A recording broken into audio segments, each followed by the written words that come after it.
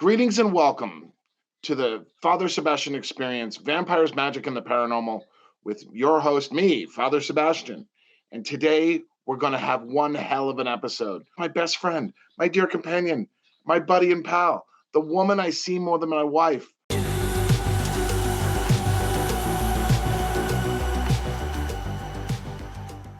Patti Negri, who I met on the set of Ghost Adventures. Hello, Patti. Welcome to my new podcast.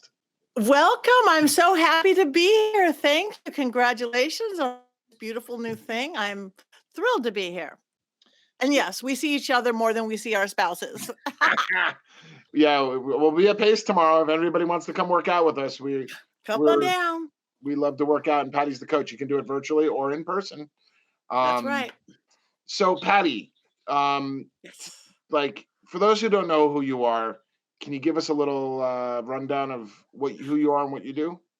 I can. I live in Hollywood. I'm a LA native girl.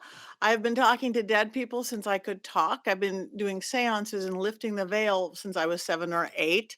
I'm psychic. I'm a medium. I am a witch, all born that way. I was knowing what to do with herbs and plants from the time I could, walk and get into the backyard, and studied it my entire life. I tried to do many other things in my lifetime. I produced acting, dancing, this, that, and the other thing. Have a production company still for the past 20 years that I don't have time for, because this world's taken over. Because this is a world that's needed right now, and I don't mean a psychic world or medium world or vampire world or all of the above. It's that the veil is thinning, and more stuff that's unexplainable to the old-fashioned eye is happening. So we did meet on Ghost Adventures. I've been working with Zach and the guys for about 7 years now. I think their most regular person other than themselves. It's great, always an adventure. And then plus being smack in the middle of Hollywood, I do every other show out there as well because I'm smack in the middle of Hollywood, and I know camera, I'm legit, and that's it, and the vampire world came from you. I mean, I've been claiming to be a witch since absolutely forever, and when we first met and you offered to fang me, which was great, I'm like, I don't know, I gotta look into this vampire thing, and all my perceptions aren't that great. And when I read your books and I really looked into you, I'm like, oh, they are that great. Yes, yes, I want to be fanged. I want to be part of this beautiful community and family, and here I sit. You know, Patti, you were so nice when I met you. It was kind of intimidating. And Ah, how can nice and be intimidating? and that museum is pretty sacred space for both of us. Yeah, Zach's it museum, because I got to go in there twice before he opened it, and it was a lot scarier then, because there was nobody in it and people didn't know what to expect, and I didn't know what to expect. So now today, with the influx of people get scared and stuff like that. But at least from my perspective, it's interesting to hear all the stories people have in the different rooms and different experiences. What's your it favorite experience from the haunted museum? my favorite experience, other than a Ken meeting my best friend, which I got to meet at the museum, I think it's when I go there now, Peggy the doll. My first experience, it wasn't a museum yet either, and it was a lot scarier then. I think now that it's like a tourist place and people come, I mean, it's legit. There's scary stuff. It's controlled enough. I think he's got enough protections in that people can get a little dizzy, but they probably won't die. I really do think that he's gone slow and easy with that. That's just my assumption. But you're right. Before it was open to public, it was raw. It was the stuff. So before it was a museum, he flew me in when he was doing a spin-off called Deadly Possessions. Because he had these possessions, he already had them, and he wanted to open a museum to show them off. So this show was almost a vehicle for him to create this. He literally told me he was going to go to the Las Vegas Chamber of Commerce and ask them if he could open a museum the very next day after we were filming, and if they said yes, he was going to buy the building and open a museum. And it did take a long time to get it open. But anyway, the first thing I did was a seance with Peggy the doll. He didn't own her then. A girl named Jane Harris owned her in the UK. He flew in the girl who Peggy the doll had given a heart attack to, and a young girl, not like some older woman. And this is a doll, for those who don't know, who has given 2 people heart attacks, 80 documented. Just even looking at a photo or video of her can make you sick, literally sick. So we did this. I'm sitting there holding this little plastic doll hand, cutting cords, doing all this stuff. Um, and got to know her a little bit. So now Zach owns her, has her own room at the museum. But whenever I go there, you walk in and you got to be really nice. They say hi to Peggy, say goodbye to Peggy. And I go in, I'm really nice. Hi, Peggy, how you doing? And she talks like a truck driver. She just goes into this expletive, like, cussing me out, cursing me out. It's like, oh yeah, you remember me. Well, you still look real pretty today, Peggy. It's like out of here. And it's just a consistent when I go in there almost every time. So that's really funny that what from the outside, a skeptic or somebody else would go, it's a little plastic doll. It's not even a scary doll. Like people make dolls look like really scary now on purpose. This doll looks like a 1960s Doris Day or something, a little curly blonde wig, looks really sweet, other than the fact that, she gives people heart attacks. What's the spirit that's in her? Is it a demon? Is it a human? Or is it some other entity? I don't know now. She had something when I first cut the cords with Katrine. It could have been demonic. It really could have. And I don't use that lightly because I honestly think 90% of what people say is demonic, especially on TV or anywhere, isn't demonic. It's just cranky ass ghosts. It's just wannabe demon, maybe, or dark entity. It could be dark, but just going all the way to it's a demon. mm, but it could have been something that dark because what happened to people was so drastic. But I think we got some of that out. Now I just think maybe it's just a cranky ass something. But maybe it's a demon. I don't know. I don't want to stick around long enough now because I'm there like tourist like everybody else. I don't have all my stuff, or even not as a tourist. If we're getting our private thing with Zach or something, I'm still not like armed with my stuff. So I don't know. I guess we'd have to maybe we should go back and hang out long enough and find out. Ha! But, Zach's birthday was just recently, so maybe we should surprise him with a hello. Maybe. Go say Um, hi. so, what was your first experience like in the paranormal? My first experience, I really was this little kid and didn't call it that. I know you started young too, but I just knew that those so-called imaginary friends little kids have weren't imaginary and almost cliche, the kind of creature in the closet and the thing under the bed where all little kids have their monsters just weren't imaginary. They were real beings. And luckily, it didn't get taught out of me. So often in our the Western non-mystical modern society, "Oh, that's your imagination, Billy. That's your imaginary friend." We make everything so left brain centric, not our creative side or artistic side, whether imagination or not. So it just didn't get taught out of me because my mom would always go, "Yeah, grandma could do that too. Yeah, grandma could do that too." So I was able to develop that side of my brain. So, do you find yourself more psychic now than you were when you were younger? Yeah, I do, and the fact that I've studied it my entire life, studied science, occult science, metaphysics, spirituality, religion, like you, again, we're both seekers. I do find myself more psychic, and probably because now I focus there, that is my world. I work with clients every day, whether it's filming or I'm doing seances. I just got back from Wisconsin doing huge seance, huge everything. So I live in that world, and when you live in a world like the person who lives at the gym every day is in better shape than the person who goes once a week. That's just what it is. Good point. Um, Now, what is the most haunted place you've ever been? ooh, that's a good question. I think the most haunted place is truly the Cecil Hotel in downtown LA, the famous The Girl in the Water Tower, Alyssa Lamb, because that's got it affects living Yeah, and dead. What? just remembering getting the you. Oh, what we did. Yeah, Yeah. we when we went to the Cecil Hotel, when we had that fair interaction, a good wager with the security guard to get upstairs, Yes, we and did. went up to the roof, and I was laughing the whole time because I mean it's just like every floor is haunted.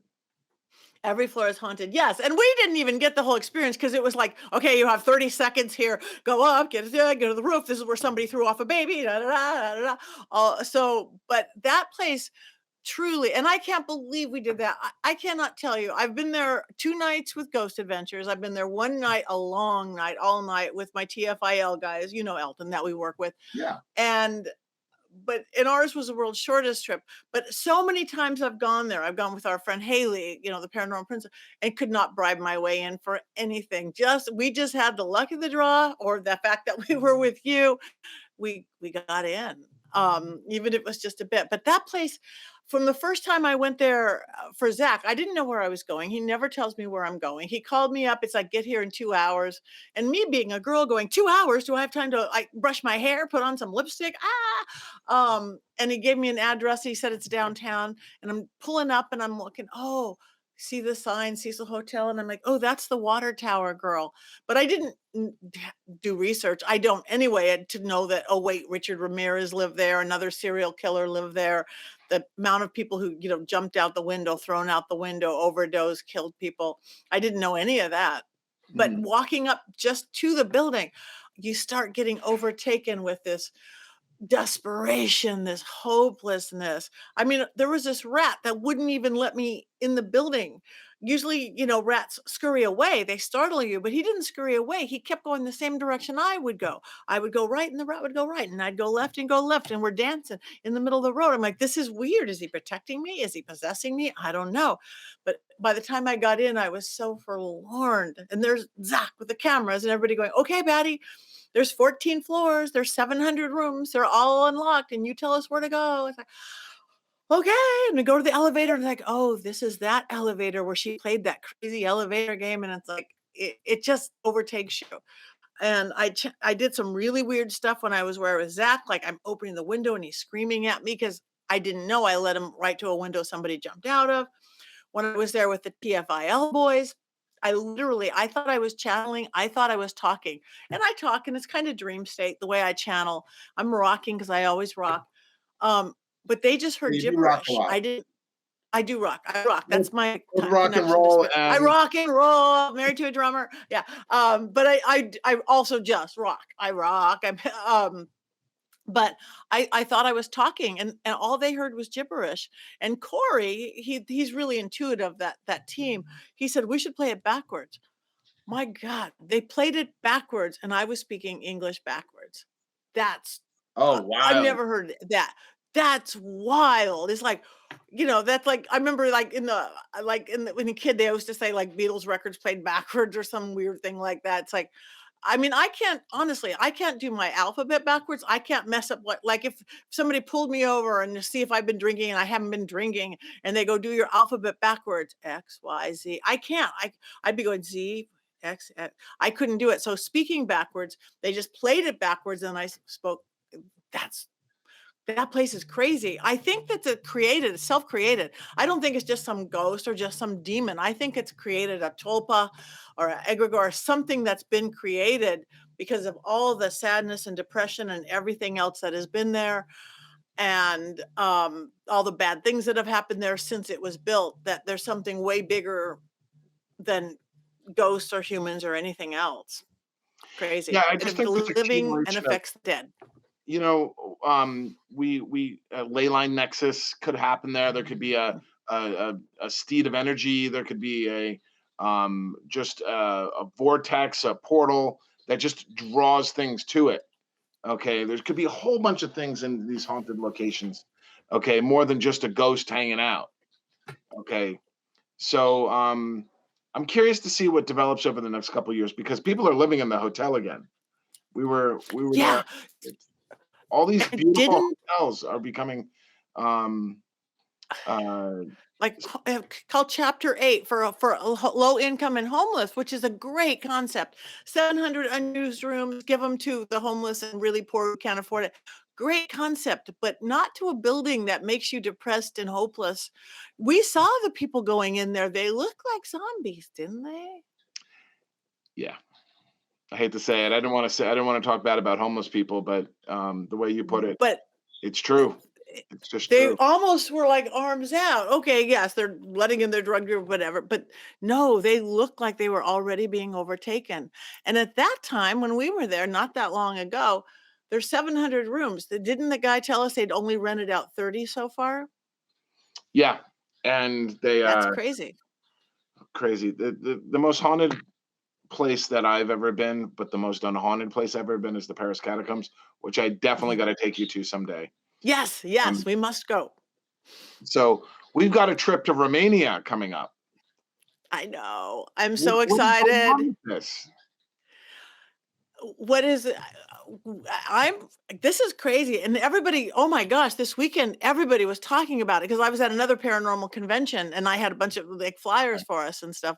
That's like it seems like besides the fact that, yes, you're a vampire, yes, we are in the vampire culture, the whole world has this mystique about Romania and Transylvania and that whole story because of all the places we could be going in the world, that's the one that people go, "I wanna go."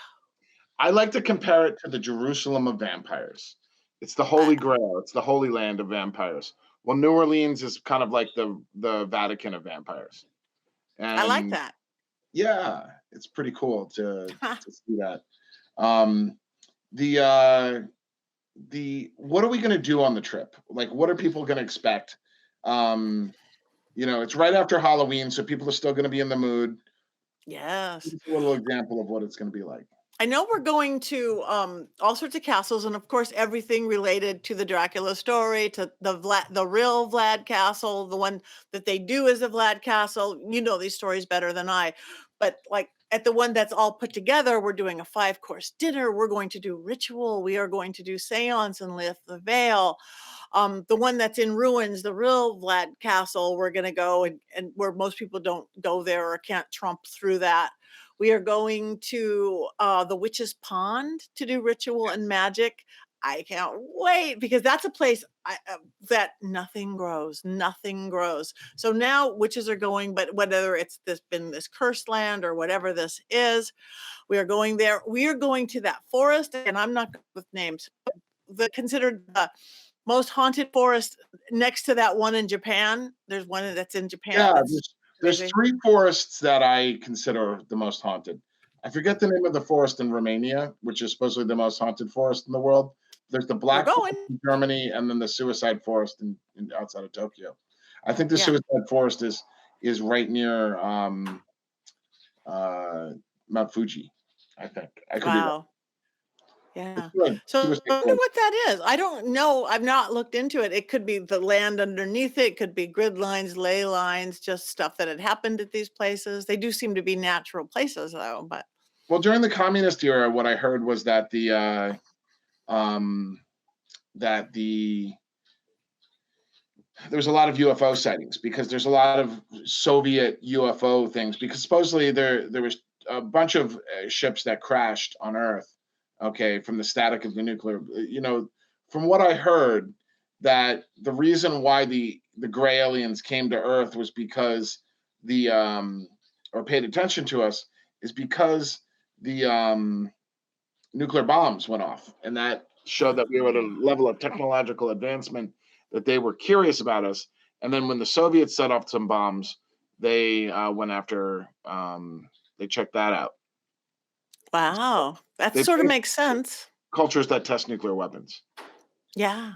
So it could be, yeah, that makes a lot of sense. I'd not ever heard that, but that's where these things are. And or maybe because something added to it, the radiation from these nuclear weapons could cause something or bring something maybe. It's anybody's guess. So, We'll go find out. You guys so join us, you guys. you've been involved in Endless Night for a little while, okay? Yeah. And can you tell me about your first Endless Night experience? My first endless night experience, I think was an LA ball. I think it was an LA ball, I think. Or was it Vegas? It might have been a Vegas Yeah, I think it was weekend. Vegas. I think it was a Vegas weekend too, yeah. 'Cause it's they all run together in a only the most positive of ways. I think it was Vegas because it was like, "This is great," and I threw a bunch of I think Natasha and Shauna and a bunch of girlfriends in the car. I think I don't know, Stacia went that first time, piled into it, and it's just magical. Again, the elegance, the extravagance, the sense of fun, the sense of crazy, the sense of magic. And that's what I like about the whole endless night, both the whether we're looking into the magical side of the Sabretooth family, we're looking just the fun side, people who don't necessarily know that magical side who want to come for the most amazing time. Because it is. A lot of places like that you get such high hopes and then they're a disappointment, like a lot of things on New Year's Eve, not a vampire ball. I mean, anything because you get your high hopes. But Endless Night has never ceased to live up to what anybody's expectations were. It's the magic. Well, what is your favorite Endless Night experience? What's your most memorable experience at Endless Night? My most memorable experience. I think it's some of the well, other than though I haven't seen video of it, of getting to officiate your wedding at this February one was pretty awesome. That was is like, "Oh my god, this, 1,000 people and cannons going off and Yeah, that this kiss was gorgeous pretty bride and hardcore. bri" My Yeah, wife said that she's never experienced anything like that, and it it was was wild. It was it was beautiful. it was pure chaos. It was pure chaos, as it should be, as it should have been. No, really, we had this beautiful I mean, Lycan had made this beautiful podium that looked like a coffin. How perfect. The chalice, it hit the ground, and so I'm handing you guys the wedding chalice with didn't even have a bottom on it. I remember I dropped the rings, the fog, the smoke. Behind We the couldn't scenes. find the bride. Yeah, she was It downstairs was getting lectured. it was perfect. It was absolutely perfect, everything. And, and then a juxtaposition of that, just a few hours earlier, we did a very private version, very organized, very beautiful. So I think that, I mean, just to get to officiate a wedding like that, and one that's your best friend, and one in front of a, 1,000 vampires with exploding cannons. My God, even the groomsmen and the bridesmaids' bouquets were exploding cannons. Who can Well, we say got the that? bells. So, Yes, bells. um, look what came in today. The Ah, Vampire Witch book. Go figure. beautiful. Oh, I like that it's red and black. It's fat. That's nice. Yes, it's 495 pages. Holy moly. Right. That's beautiful. Congratulations. Super Well, congratulations. it's not edited yet. That's the next thing that we're doing. But it is a brick. It's a monster. That's a And big one. let's see what happens with it. I hope it inspires and Right. challenges people's on ideas on vampirism. For those of you who want to get the Strig of Eye book, this is the Strig of Eye Codex. You can get it on vamporium.shop. Yeah. So that's I what we're. highly recommend it. And not just because I'm paid to say that, because I'm not. It's just it's good. Yeah. Okay. Yeah. Let's talk more about Endless Night because you're pretty prominent in the Endless Night crew. What Yes. let's go through the differences in the different Endless Nights. New Orleans, Vegas, LA, Salem, and Tampa. You haven't been to Tampa yet. You got to I come to haven't Tampa. been to Tampa yet. I've still never been to Florida. Oh wow, really? um, Oh, I've never been to Florida Florida. man, Florida man. I know. Let's see. They're all great. I still think LA is my favorite just because it's my hometown kind of thing. Mm. Um, and there's the lower level and the upper level, and we're at this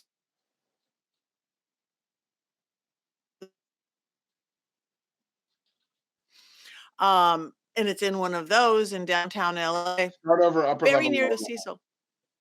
The upper level, lower, yeah. I mean, it's this big old palace. When they built them, I don't know, in the 20s or 30s, they were like palaces, and they were palaces to show movies in, which because movies were kind of a new thing, I guess. Ornate, beautiful, everything on the outside. I mean, like a Broadway theater, but not even made for live shows. And now you have, in this particular one, It's a huge, beautiful stage. They've gotten rid of the theater seats, so now there's place for dance floor and couches and sofas and bars and everything that goes with it. There's a beautiful upper level that would have been the balcony, so and that's a whole other level for people. Mhm. And then at this place, the underground level, there's both vendors selling beautiful vampire things. We did a beautiful goddess ritual down there, um, Yeah. and there's magic going on everywhere. One of the one things that I will say each endless night is a different experience. New Orleans is magical because of the surrounding city, and we have a fortress and a beautiful venue that is our home since 2008 and 2000. We started 2000. We've been there 22 years at the House of Blues, minus Wow. Katrina and some other stuff. Um, Right. and then Florida, the Castle is probably one of the coolest venues I've ever seen in my life. It's just a castle built for goths, and we love the people at the castle. They're really cool, and the audience, the Floridians, do it up. I mean, they're loving this. And then, of course, the Hawthorne Hotel in Salem. That is a totally different experience. And guess Yeah. who I heard from in Vegas? Who? Don't tell us. Who? The artist in the hotel wants us back. Yay! I love that place. Looks like it's built for vampires and witches. That place does look like it's made for magic. The art, it's beautiful. It And it's going to be a cannabis friendly hotel. Yay! As it should be. It's legal, you know? No, that again, I love the Vegas 'cause every city, as we know, has its own vibe, has its own life force, has its everything. LA has the LA feel. New Orleans, I love the New Orleans ball because that's everything that goes with that, the magic and the voodoo and the hoodoo and the people and the party time. Salem, it's a different kind of reserve, this more elegant, and that's how the ball comes apart. Ben and Lex do this beautiful job at it. Everyone it takes the feel of the city.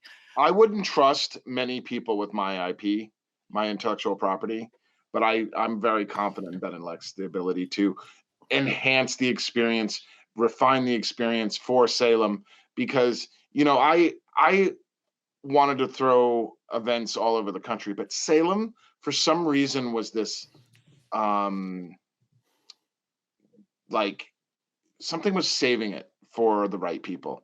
And Ben and Lex are definitely doing a great job with Salem. Yeah. And um, there's a team forming for each endless night. There's the LA crew, there's the Tampa crew, there's the New Orleans crew, there's the Salem crew.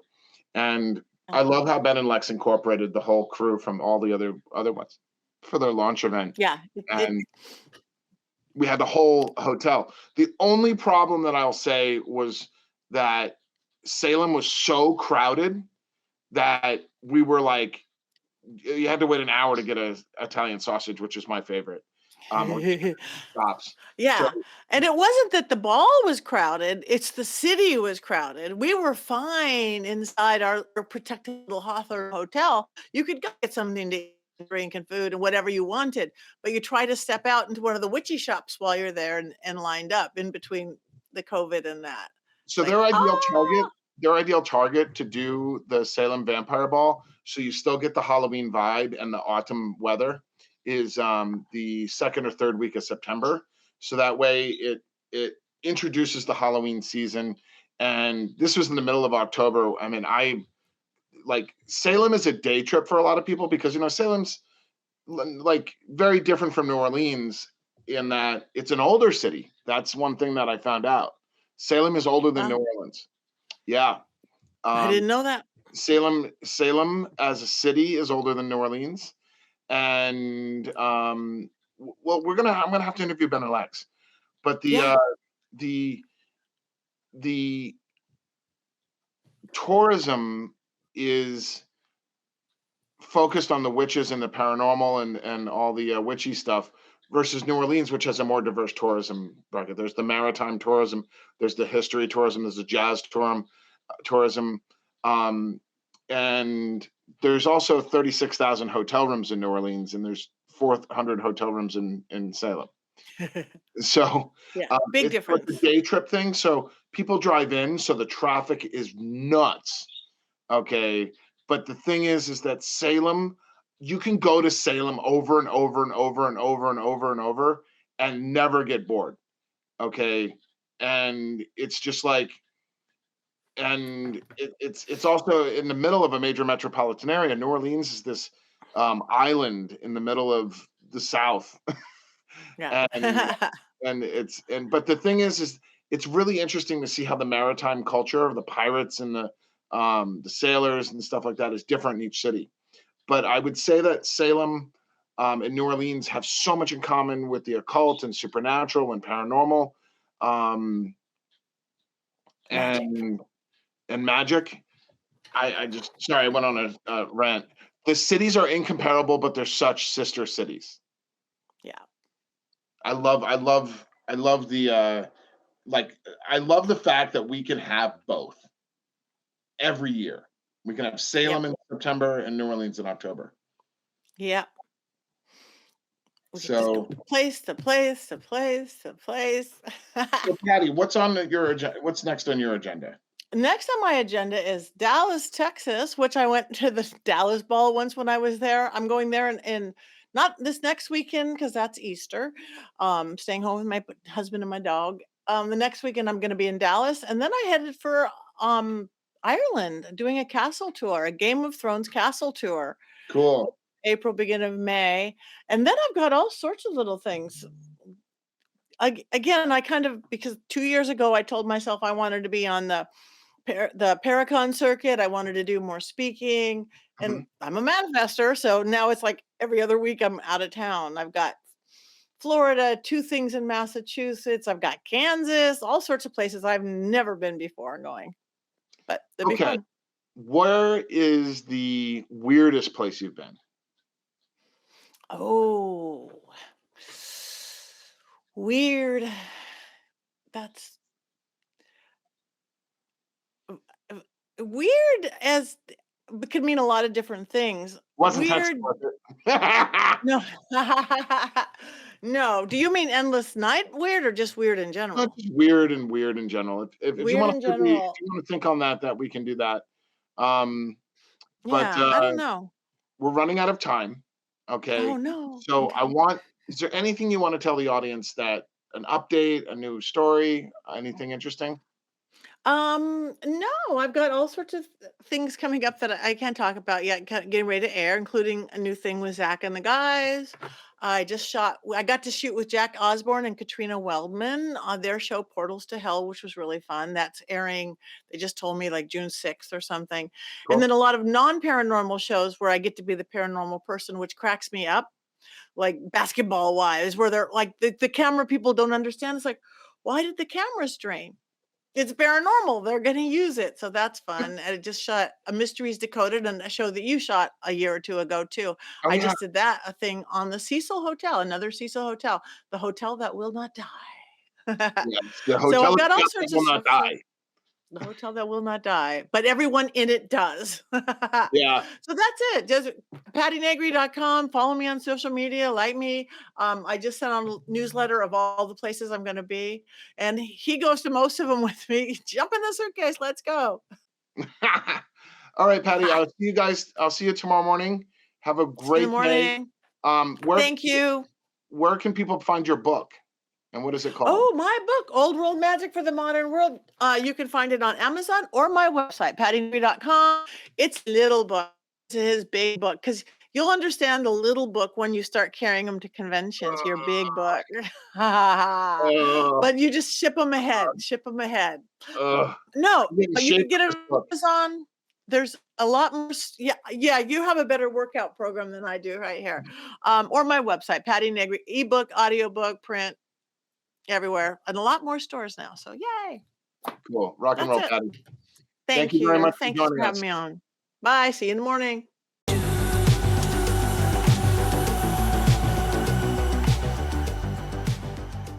Thank you for watching. The best way to support us on this vampire adventure is through the crowdsource funding website, Patreon. Please support our sponsors, Endless Night, Vampire Ball, Sabretooth 3D Fangs, and Vampire Magazine. Thank you. Rock and roll.